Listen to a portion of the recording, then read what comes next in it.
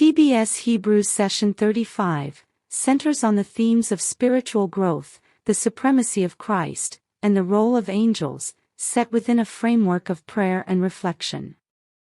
The session begins with a prayer of gratitude and a call for divine guidance, emphasizing the importance of fellowship and spiritual maturity.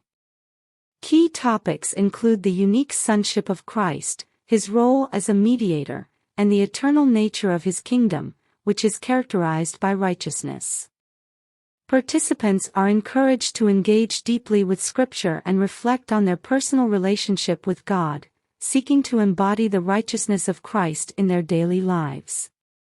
The session also explores the symbolic significance of loving righteousness and hating lawlessness, linking these to the presence and anointing of the Holy Spirit. The role of angels is discussed, highlighting their position as servants in God's creation and reinforcing Christ's superiority.